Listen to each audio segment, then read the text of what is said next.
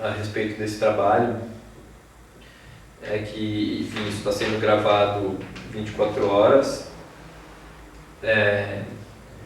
e transmitido 24 horas. O que eu queria fazer, uma das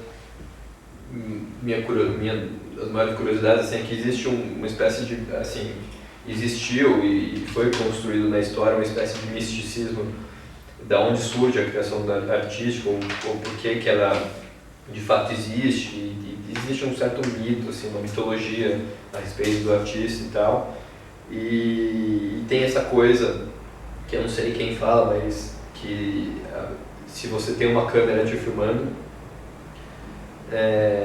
você necessariamente começa a atuar, assim. Eu queria testar, talvez, não só uma curiosidade minha, mas ver se uma câmera me filmando o tempo inteiro, de repente, para testar se o processo artístico em si não é uma grande encenação ou uma coisa assim. Bom, mas vamos lá começar. Eu vou dar uma aula para você de Revolução Francesa.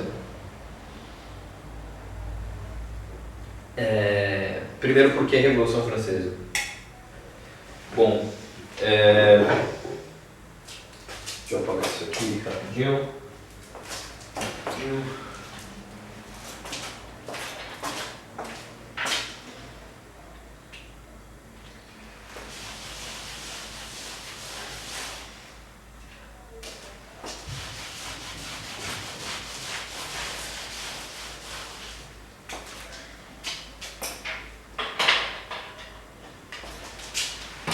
Vamos lá.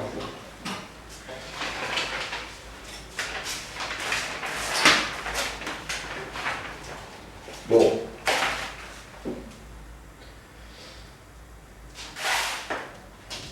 por que a Revolução Francesa? Eu acho que a Revolução Francesa foi o primeiro momento da história que de fato se acreditou que pudesse mudar tudo, assim. Mudar não só as instituições, não só o poder vigente, mas mudar o tempo, mudar a contagem, enfim, mudar o tempo, mudar tudo e principalmente mudar a natureza humana. Então, é uma das coisas que a gente vai centrar aqui, que é a Revolução Francesa. Primeiro, grande tentativa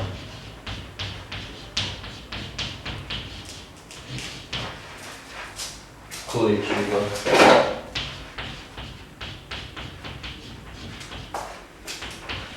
de mudança social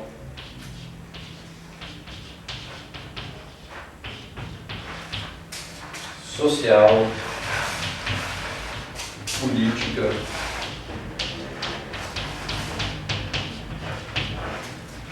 estrutural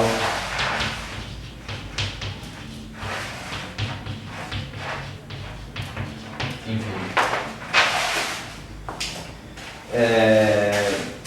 E uma coisa também que eu acho interessante ressaltar é que a Revolução Francesa cria uma espécie de um padrão, uma espécie de código e um padrão que vai ser repetido em futuras revoluções, como na Revolução Russa, como em diversas outras ocasiões, inclusive hoje, que se diz que a gente, enfim, existe uma espécie de crença que a gente está passando por um momento transformador e tudo mais. Eu acho que hoje também se repete alguns padrões que surgiram durante a Revolução Francesa. Outra coisa também que eu acho legal falar enfim, a Revolução Francesa abre as portas para uma encruzilhada rumo ao mundo moderno, né? Você tem a filosofia das luzes, que eu acho que é o período que de fato inicia o modernismo. E eu acho que se você quiser criticar a sociedade vigente hoje em dia, se você quiser falar de transformação, eu acho que você tem que começar pela base. Por exemplo, num prédio, se você quer demolir um edifício, você tem que começar a demolir ele pela sua estrutura, né? Pela sua base, pelo que sustenta ele. Eu acho que, de alguma maneira, a Revolução Francesa sustenta códigos e estruturas políticas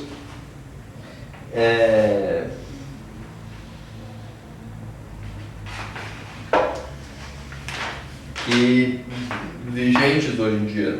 Assim, então é isso, se você quiser destruir um edifício, tem que começar pela base. Eu acho que nessa sociedade política contemporânea o que seria essa base seria a Revolução Francesa.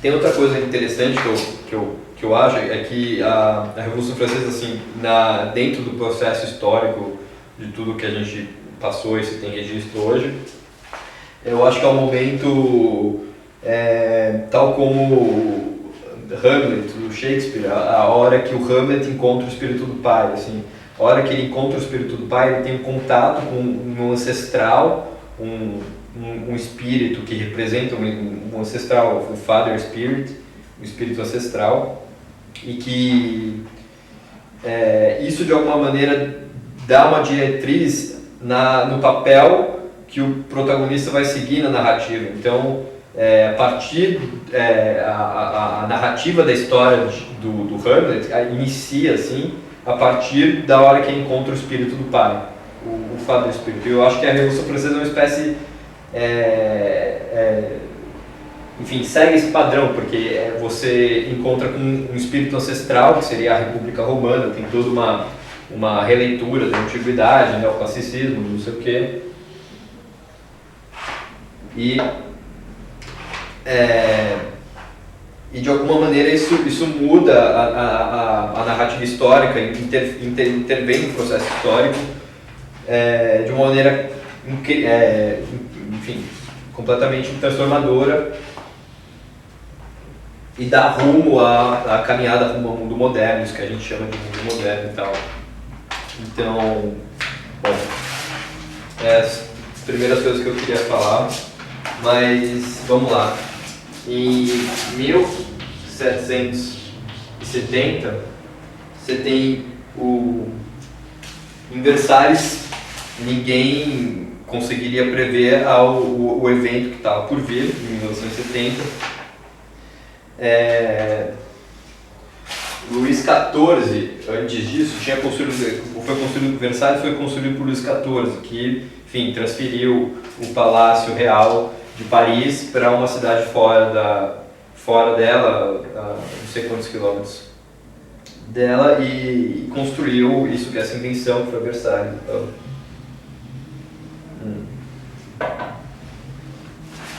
e em 1770 você tem o casamento do Luís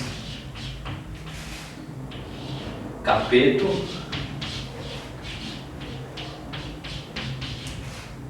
com Maria Antonieta.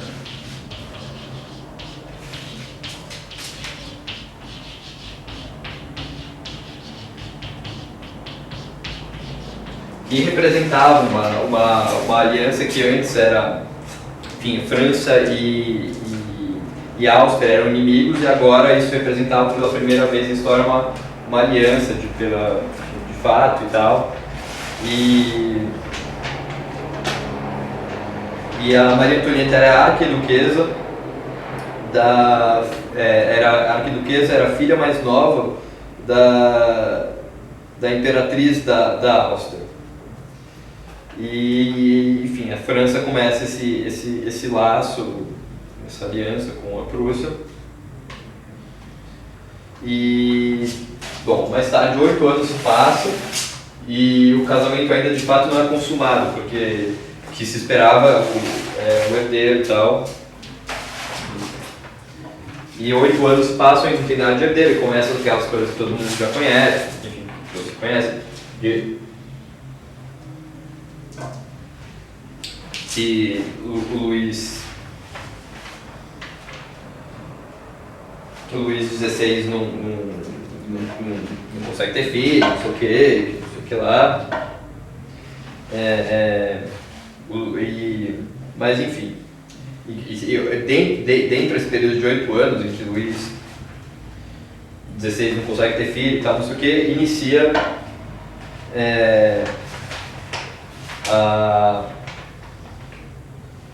enfim, não, desculpa, essa bêbada não consigo. Em 1774,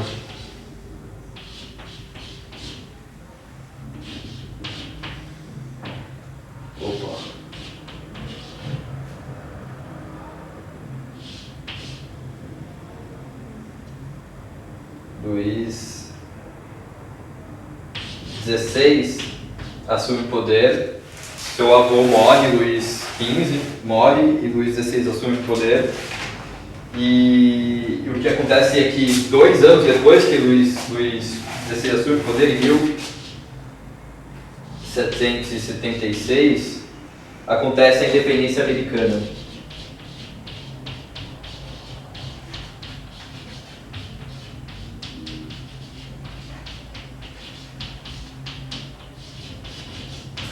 Mas antes disso, o Luís XV já tinha deixado a França em déficit, porque tinha as guerras contra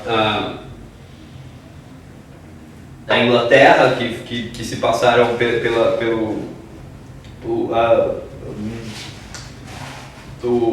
as guerras que para domínio de terra da América. Então,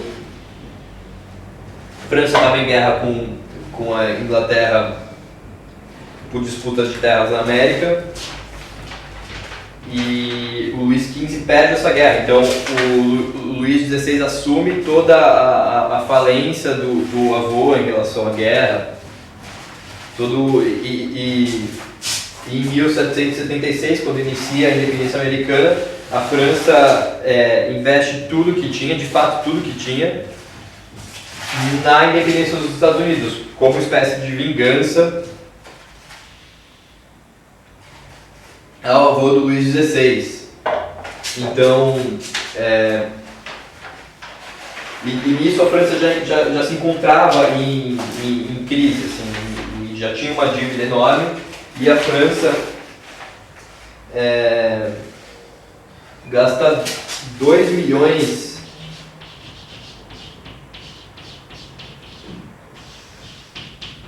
na independência americana. Isso equivalia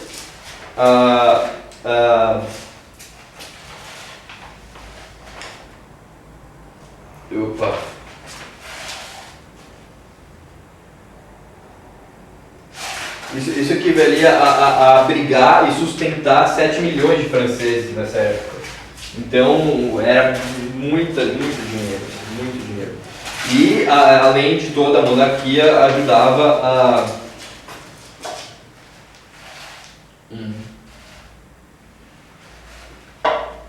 a aumentar esse déficit, né? Então, com aquelas coisas que todo mundo fala, as despesas, Maria Antonieta fazendo milhões de penteados e o caralho, não sei o quê. E essa coisa enfim. Eu vou passar meio rápido por essa parte, porque eu acho que tipo, é uma espécie de introdução. Eu acho que não vem ao caso eu dar milhões de detalhes sobre isso, mas enfim, o que é importante ressaltar é que a França se encontrava em crise, se tem independência americana,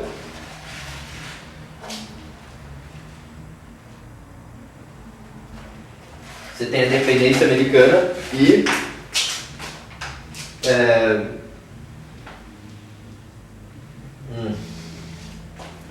que é foda falar isso.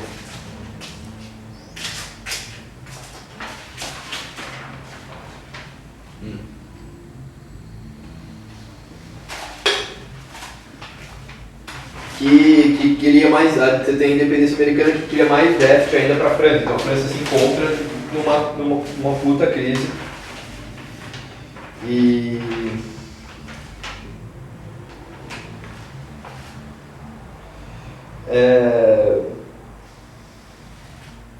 Enfim, nessa época já a imprensa era censurada, mas mesmo assim você podia encontrar milhões de artigos sobre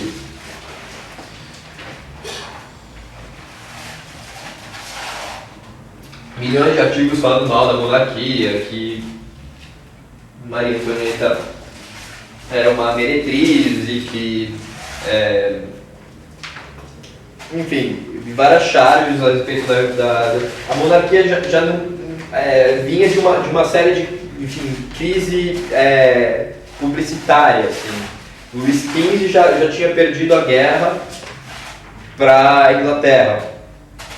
Depois Luís XVI, por conta dessa coisa de não conseguir ter filho e que Maria Antonieta também gastava o caralho a quatro com coisa inútil, enquanto a população estava com fome, enfim, crise, início de uma crise na agricultura que vai, enfim, chegar num auge, que é o começo da crise da agricultura, e os impostos começam a subir também nessa época. Mas os únicos isentos dos impostos são a monarquia, que de fato não pagam nenhum imposto. Então, enfim, tem uma...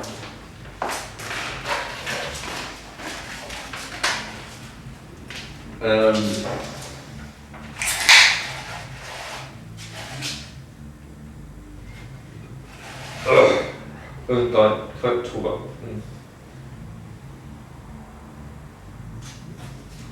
Bom, e uma coisa engraçada de ressaltar é que em 1964, Luís XVI assume o trono e faz uma passeata em Paris para o povo conhecer o novo rei e tal, não sei o quê. E uma coisa irônica dentro da narrativa da Revolução Francesa é que Luís XVI vai visitar até uma universidade e um jovem nessa época chamado Robespierre faz um discurso em latim para o rei.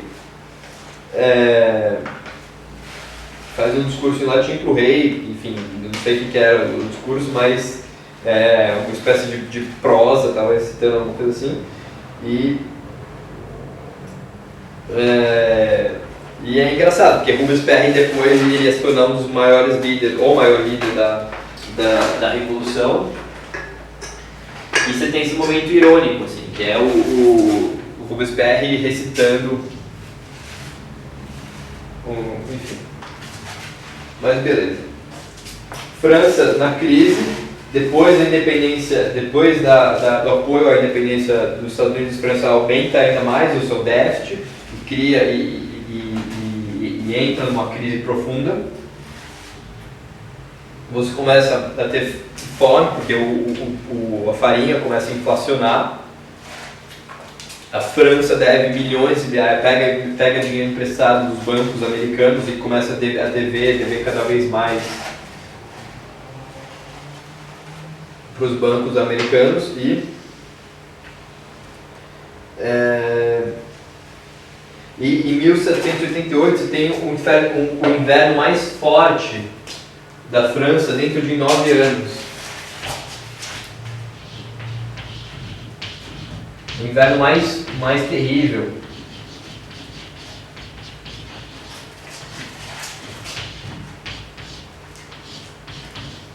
Terrível.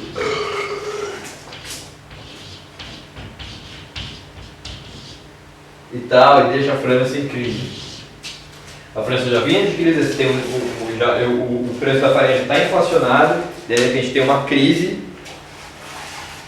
dessas, enfim, inverno e tal, não sei o quê. E deixa a França ainda mais enfim. Mas o que eu queria ressaltar também é que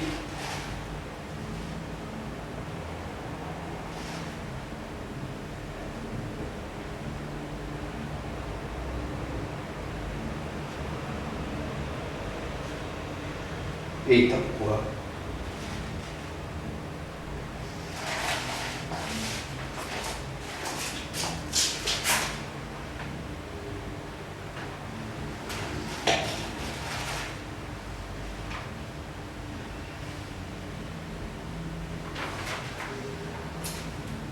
Beleza.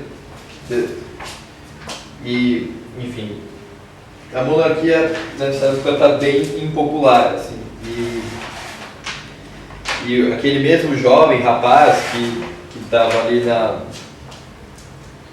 recitando uma prosa em latim para o rei que ia visitar a universidade,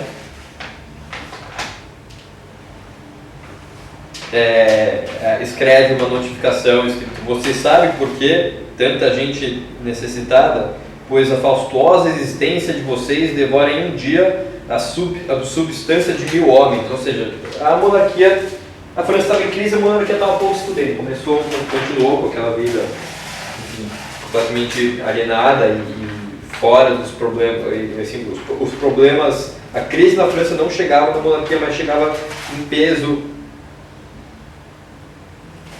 em Paris e para a população. E você tem que, nessa época, pelo aumento uma coisa importante de ressaltar também é que o pão é um dos alimentos mais importantes para a França nesse período. Então, você mexe no preço do pão, você cria uma crise interna terrível.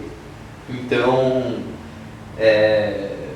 a farinha estava inflacionada, o pão estava um preço absurdo e era um alimento de base. Assim. Então começa uma espécie de padrão que vai se repetir, que são revoltas assim, que o povo vai, saqueia as padarias, enfim, quebra as padarias. Uma coisa parecida aqui com a gente, com os... Você não sei se sabe, mas o pessoal ali sabe que com os blogs, enfim, se cria uma tradição, saquear as padarias nessa época viram como uma espécie de tradição, tal como quebrar as chaves dos bancos e tal. Eita, tô ficando bêbado.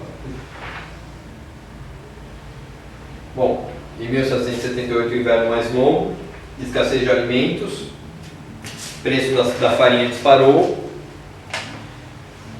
O preço de um pão, de fato, chegou ao preço de um mês de trabalho, assim, para você ter ideia. E a fome na França se transformou em fúria. Então,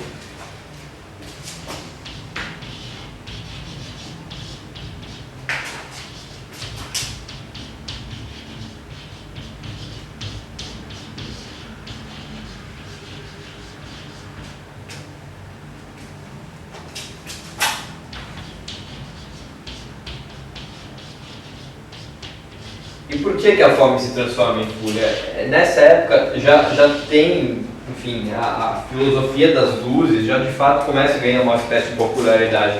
E não uma popularidade só em uma elite cultural, não. Se começa a discutir isso nas ruas e tal, você tem...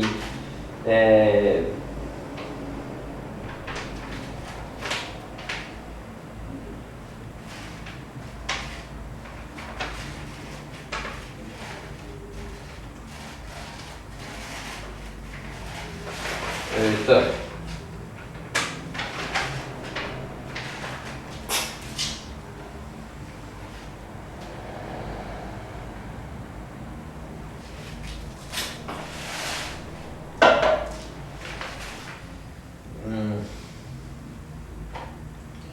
Tá foda, bêbado não dá.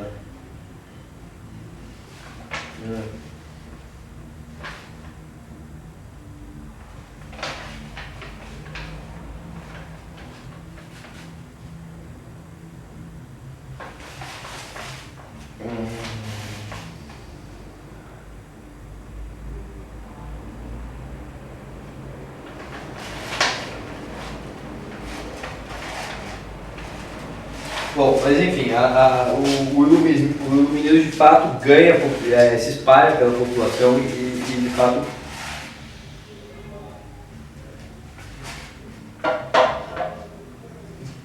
vira uma ideia popular. Assim. Então, e fora que se já tinha anos e anos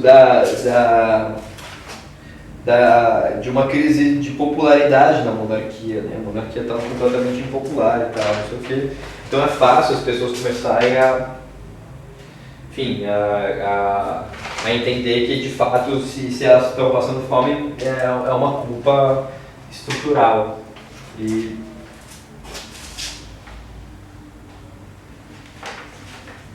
Bom, em 1788, o Luís XVI contrata Jacques Neger, para ser ministro das Finanças. E Jacques Neger era um iluminista e que sustentava o discurso que de fato o governo deveria prover, a única exigência do governo seria prover pão para o povo, e era a única coisa que o governo não estava provendo nessa época.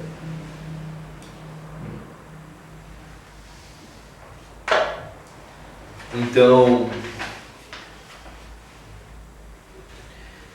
Jacques Neger, iluminista, vira ministro da Finança. E com isso o Luís XVI esperava ganhar uma espécie de popularidade enfim.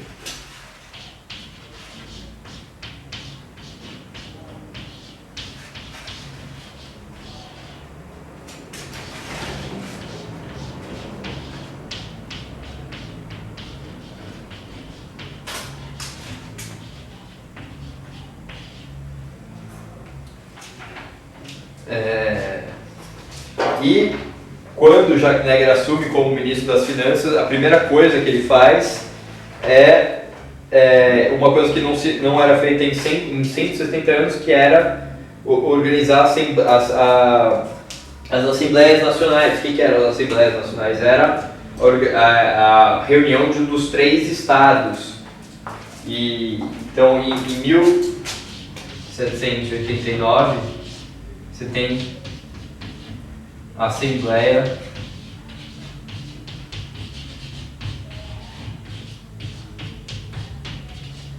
Constituinte.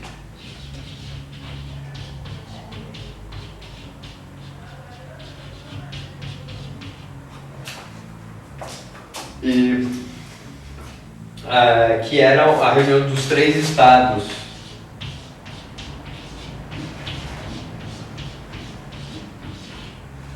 Primeiro, que era, claro, o clero.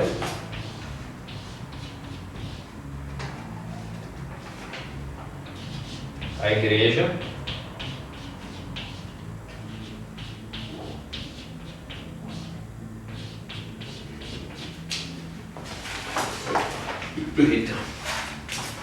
O segundo, que era a nobreza.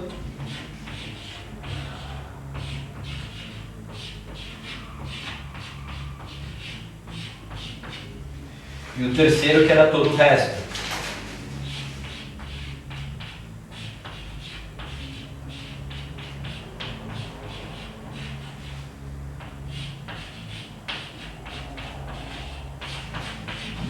E nessas reuniões, um jovem advogado começa a ganhar destaque, um deputado, né, que começa a colocar a questão: será que não é o terceiro estado a única parte legítima? Enfim, Robespierre começa a colocar essa questão. E essas reuniões começam a se desenrolar, e o terceiro estado cada vez mais se encontra mais radical, assim, começa a ter ideias mais radicais, e o primeiro e o segundo estado começam a ceder de fato alguma dessas reivindicações que o terceiro estado colocava. E em 20 de junho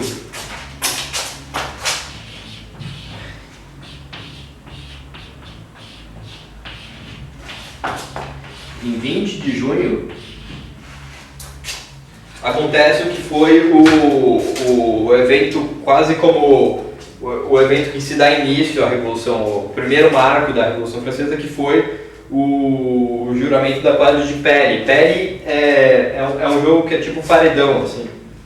Você joga um paredão com a mão e... tipo, não sei se você já viu na ESPN ou coisa assim, os caras jogando com umas conchas, assim, que a bola vai... É tipo um squash, só que com a mão, assim. E tem o juramento da quadra de pele. O que foi isso?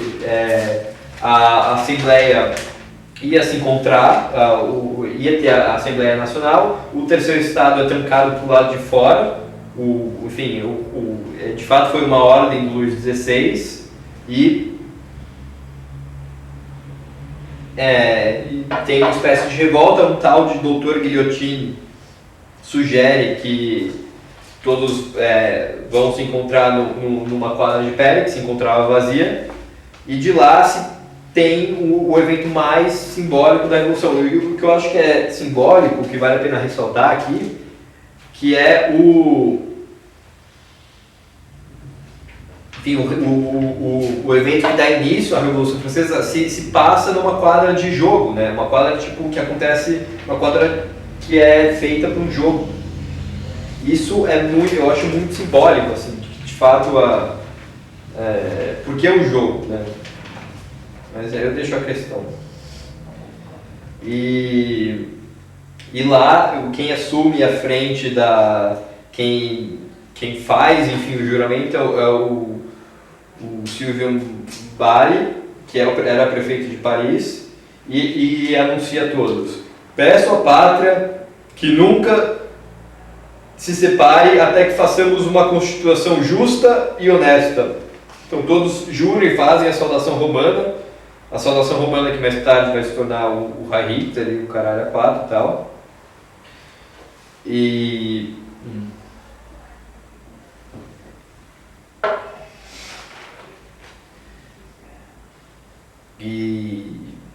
Enfim, tem uma coisa, já que a gente está dentro de um trabalho de arte e tal, não sei o que, eu acho que vale a pena ressaltar uma pintura do Davi, que foi feita 4 anos antes do juramento da quadra de pele, que foi o juramento dos Horácios, que de fato eu acho que prevê um evento. Eu acho que isso que é um trabalho revolucionário, é um trabalho que pega o passado e o futuro e catalisa isso no presente e forma uma espécie de cataclisma que vai mudar a narrativa histórica, enfim. O juramento dos Horácios era uma passagem que era a família dos Horácios, estava em guerra com outra família de uma cidade inimiga de Roma, e que os Horácios mandam 3 filhos para representar Roma, e a outra cidade manda 3 filhos de outra família para representar outra cidade, e acontece uma guerra entre esses 3 filhos enfim. Mas é quase uma premonição assim, do que viria a ser o juramento da quadra de pele. E daí nasce a Assembleia Nacional.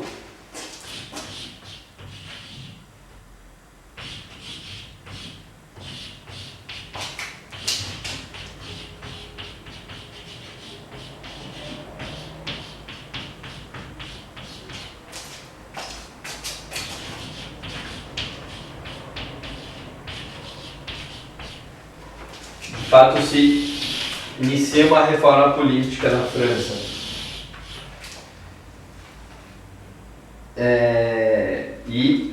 A princípio, Luís XVI tem uma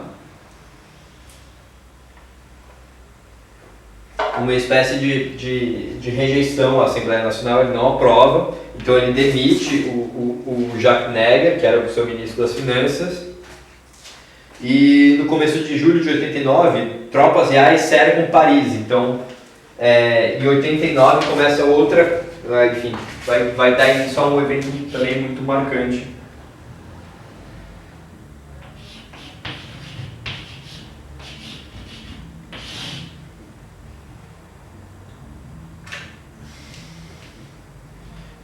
Então, em 1789, tropas cercam Paris. Paris fica sobre uma espécie de ameaça. A Assembleia Nacional começa a se sentir ameaçada e se forma entre a população uma nova guarda, as pessoas começam a saquear os quartéis, roubar as armas, mas as armas por enquanto não tinham pólvora, a pólvora se encontrava na Bastilha. Mas é importante ressaltar também, abrir um parênteses, é que dentro dessa revolta, enfim, quando a população... porque o que é interessante é que em 1779 você tem esperança,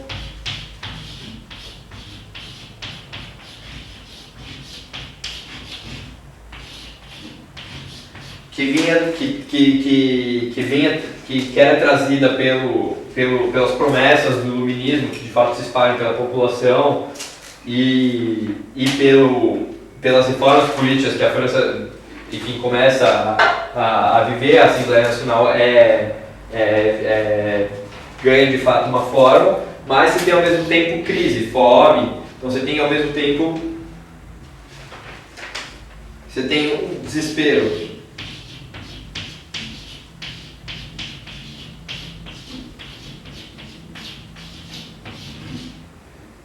E o que eu acho que o que você tem quando você tem esperança somada a desespero? Você tem o equivalente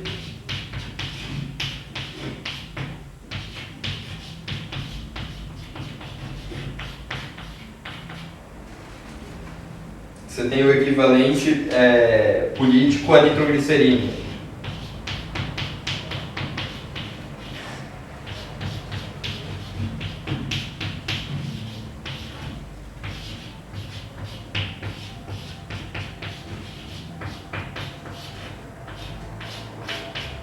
Esperança mais desespero igual ao equivalente político à nitroglicerina.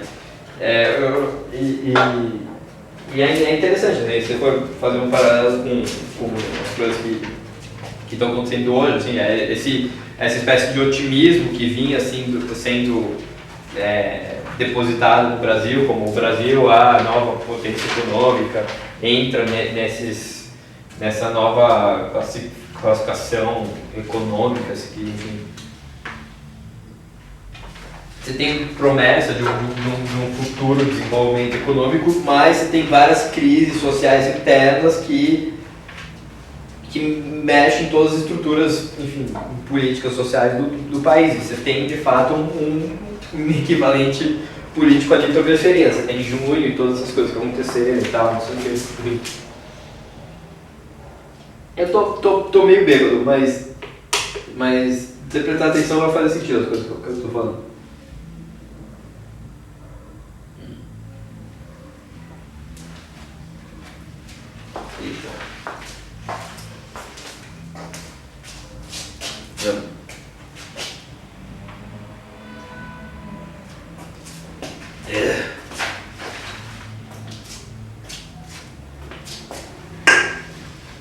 Bom, continuando. Em 1789, o exército real cerca Paris, a população fica sob constante ameaça, crescem os rumores que de fato o rei estava estocando pólvora na Bastilha, a população já tinha saqueado vários quartéis em busca de armas, se armando, e você tem também que a Revolução é cheia de personagens, assim, e um dos personagens que eu acho que é um dos personagens principal, assim, que não é uma espécie de coletivo, são os sans-culottes, assim, que é quem eu tô trajado tal qual, assim, que eram um grupo de pessoas formadas por artesãos e pessoas simples que deixam de usar culottes, tal como a aristocracia, e começam a se vestir tal qual. O gorro é um elemento elementar, tal, mas Paris forma uma armada, e aí que vai dar, enfim, motivo para os sans-culottes se organizarem, mas é o primeiro grupo de revolta urbana que se arma. Então, por isso eu acho mais uma vez importante ressaltar aqui a importância de se falar de Revolução Francesa hoje em dia. Assim, quando você fala de revolta urbana, enfim, Black Bloc e o caralho, é importante falar de... Enfim, mas, enfim, voltando. Em 1789 você tem um exército real cercando Paris. Surge o rumor que na Bastilha o rei estava estocando pólvora. E alguém, enfim, algum agitador fala assim, vamos saquear a pólvora que se estoca na Bastilha. Então todos... E além disso, a Bastilha era uma prisão que era símbolo símbolo do autoritarismo da monarquia. Era um lugar que as pessoas tinham presos políticos, iam para lá e funcionava como um centro de tortura. E se forma uma armada popular, eles vão rumo à Bastilha e de fato ganham a guerra e ganham a batalha. E quem era o general da Bastilha era o Delaunay, não sei o que, Delaunay, que agora eu tô ficando bêbado, tô esquecendo. Mas que é prometido uma livre conduta, enfim, tem um acordo lá que se ele se render, ele poupam a vida dele, mas de fato isso não acontece. As pessoas pegam ele, cortam a cabeça dele, enfim, lincham ele, cortam a cabeça dele e se cria uma espécie de tradição. Então, a nova República Francesa, o que a gente chama de república, toda a noção que a gente chama de república, surge em 1789, mas surge em base de uma ação violenta. Eu acho isso... Não falo isso como algo pejorativo, eu quero ressaltar aqui a importância da violência. Mais tarde a gente vai entrar nisso quando eu for falar do Robespierre e sua política do terror. Puta, eu preciso mijar, velho.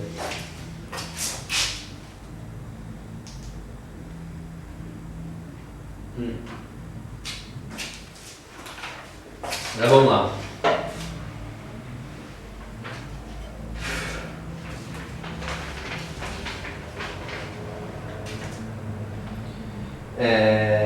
Também é importante, é a primeira vez que o termo revolução surge. Não se tem, enfim, esse termo é importado da astrologia, que um astro completa a volta em torno de um planeta.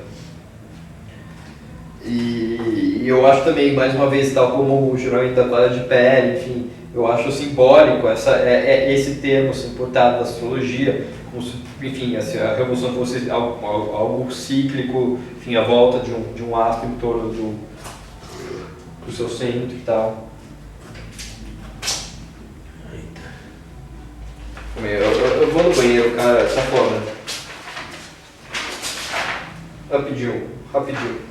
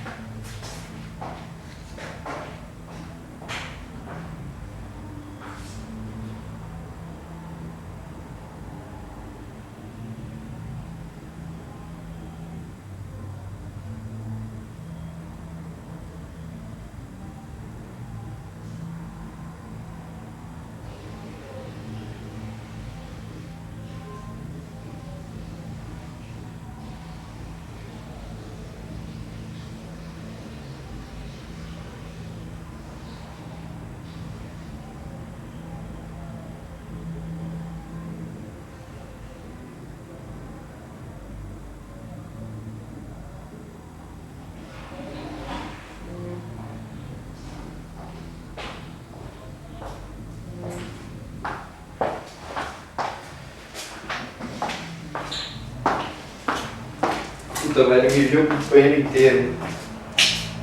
Mijei tudo mijado. Puta que pariu.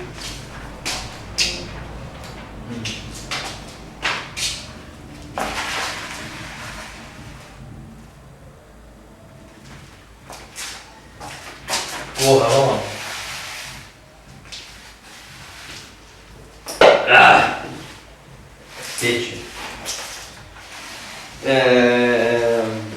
tomar a Bastilha. A gente já falou sobre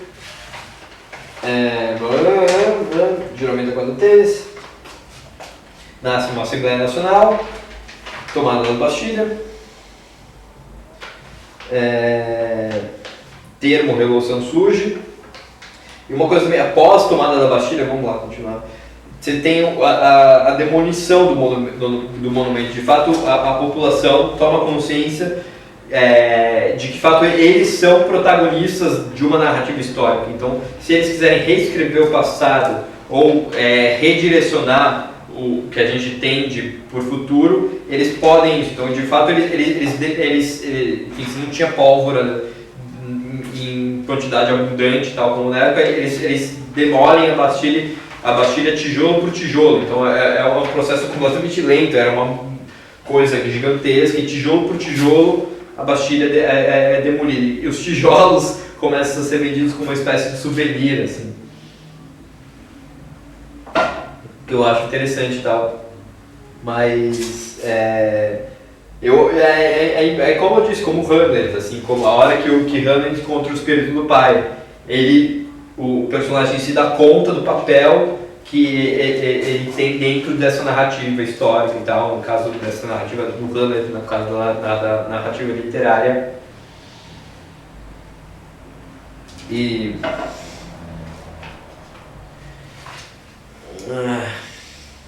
nossa, estou bebendo rápido.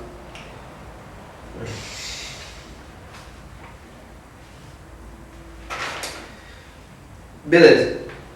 Se cria uma nova Constituição.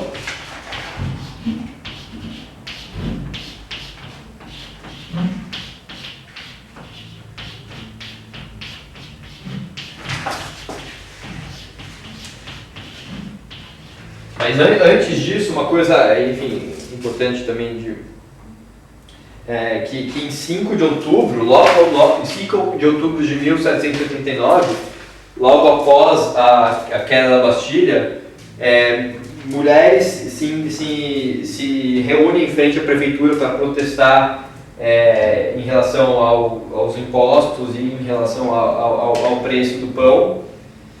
E alguns, enfim, não se sabe de fato o motivo, assim, enfim, o motivo é que não falta, na verdade, mas dentro disso, se iniciou uma espécie de revolta na frente da prefeitura, mas se desencadeou isso, a população foi rumo a Versalhes. Essas mulheres que estavam protestando contra o aumento do pão vão rumo a Versalhes.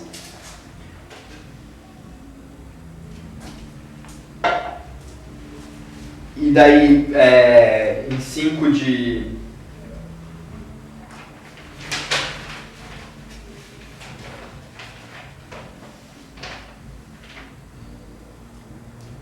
Em 5 de outubro, de noite, já se encontra uma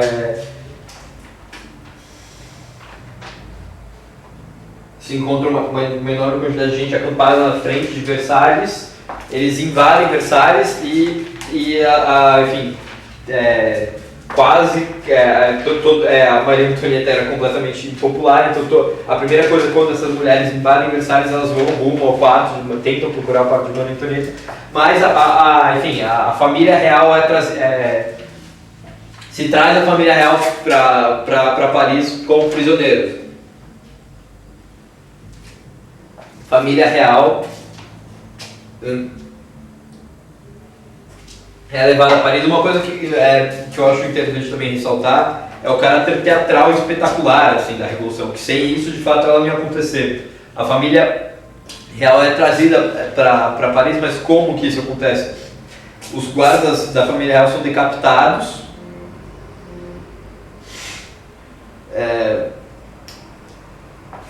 Saco, Gabi, para de mandar mensagem no WhatsApp. Deixa eu me concentrar aqui, eu tô bêbado já. Calma aí, deixa eu me concentrar.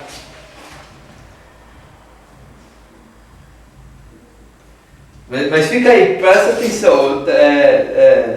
Presta atenção. É isso aí. Família real é levada para trás, mas como que isso acontece? Assim, eles decapitam todos os guardas reais, maqueiam a cara dos guardas e exibem numa lança, assim, como uma espécie de procissão. Então a família real é escoltada rumo a Paris com os guardas, enfim, eu acho o logo maquiado, assim, porque, enfim. E Versalhes é tomada. E aí, de fato, a Assembleia Nacional ganha o rei, enfim, é um rei que continua sendo rei, é um rei considerado um rei cidadão, mas a Assembleia Nacional, enfim, ganha.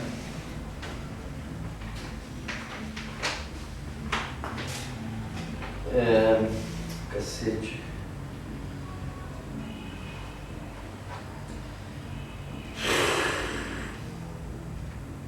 Isso cria uma nova Constituição, que é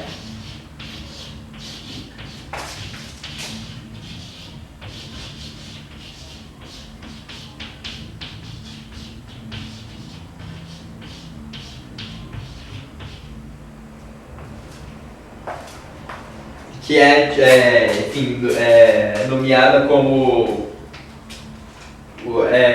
os direitos do homem, né?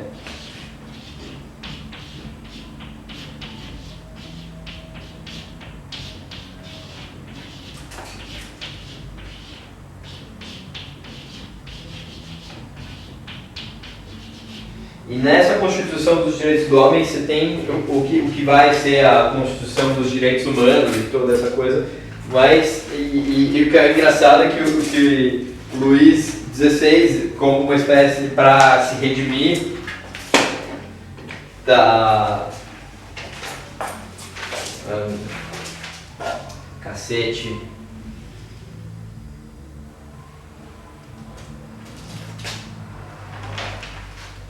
É que eu não comi nada.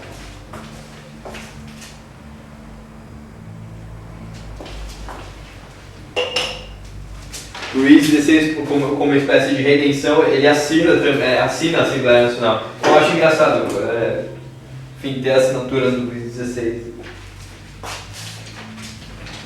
Beleza, vamos avançar um pouco.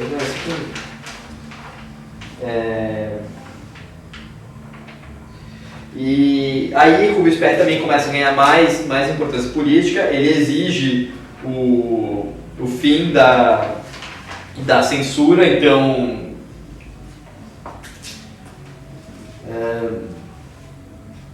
fim da censura. É engraçado que alguém que propõe a criação dos direitos do homem, que pede o fim da procura, o fim da censura, enfim, esse personagem vai voltar atrás em tudo isso que ele afirma. E por quê? Esse é o ponto que eu queria chegar aqui.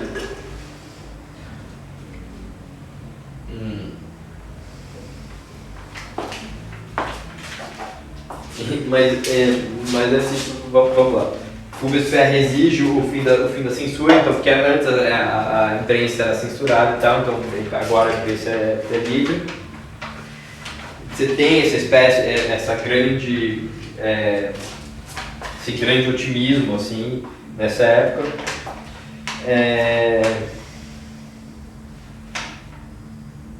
E quem liderou, de fato, a liberdade da imprensa foi o Robespierre, mas foi com o apoio do Robespierre, que isso foi um grande avanço, mas foi um outro personagem, um outro enfim, personagem que vai ganhar mais importância por vir, que é o Jean-Paul Marat. Que o Marat, que vinha de várias carreiras não sucedidas, já foi inventor, já tinha sido escritor e por condições financeiras já teve que morar nos esgotos de Paris. Quando ele estava morando nos esgotos de Paris, ele contraiu uma doença de pele, uma sífilis intensa, que levou... Ai, cacete, tô ficando bêbado.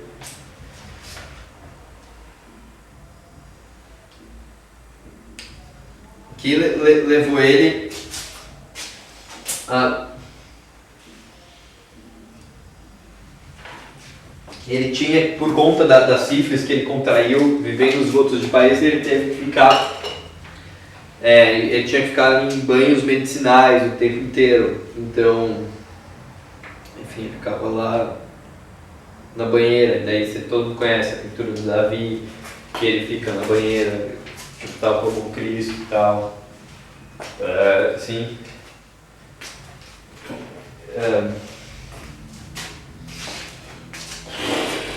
Não comi nada.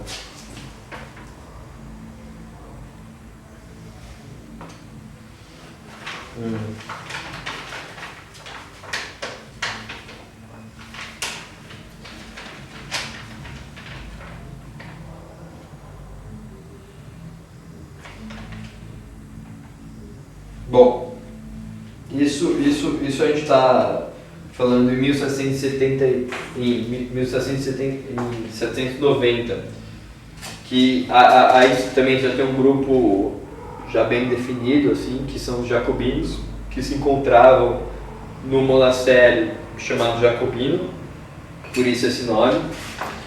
Você já tem uma espécie de dentro da Assembleia Nacional, você já começa a ter uma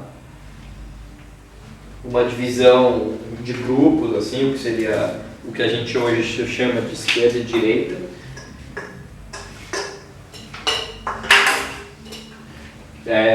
Que são jacobinos, gerondinos, enfim.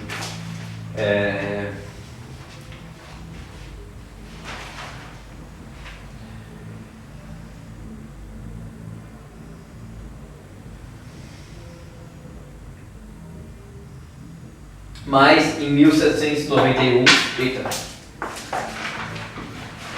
em 1791,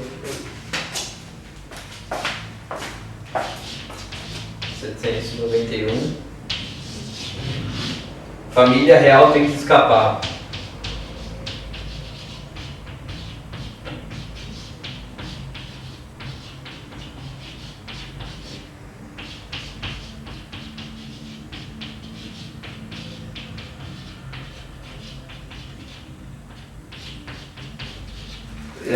Luís XVI se dá conta que de fato ele precisa restaurar a posição política dele em relação ao país, mas ele só conseguiria fazer isso de fato fora do país. Então ele tenta escapar rumo à Inglaterra, mas na fronteira ele é pego por soldados revolucionários e não consegue escapar. Aí começa um grande dilema que vai marcar a Revolução, que, enfim, o rei tenta escapar do próprio país, assim, que isso significa, assim. E nessa época também já se discutia a destruição de todos os requisitos da herança medieval, enfim, fim da igreja, já se discutia isso, assim. Então, como é que a gente se faz uma revolução? A revolução pode continuar com um rei vivo? Sim, essa questão começa a ser discutida. E daí, mas ao mesmo tempo que isso começa a ser discutido, você tem um cara que é o Robespierre, que está discutindo o fim da escravidão nas ilhas ocidentais da França, está discutindo o fim da pena de morte, e enfim. Mas nessa época, o tal Dr. Guillotine, que é o mesmo que sugeriu o encontro na quadra de pele, cria-se um novo mecanismo, assim, porque o rei é pego e os guardas reais são tidos como traidor, mas não guilhotinam o rei. Mas enfim, a guilhotina surge em 1791 para guilhotinar, assim, quem estreia a guilhotina são os reis, são os guardas reais, e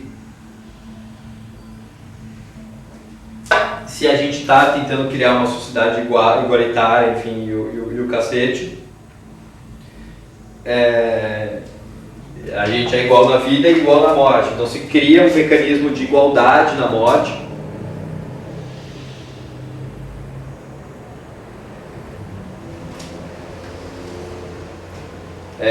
Que é a guilhotina que assim, a gente não sabe porque ninguém voltou para dizer pra gente, mas teoricamente é um processo indolor e guilhotinam os guardas. E aí acontece, enfim, alguma coisa, se inicia desde a hora que o rei tenta fugir e é pego, inicia o rei é tido, não é só mais subjugo, não é o povo só, enfim, o rei não é uma espécie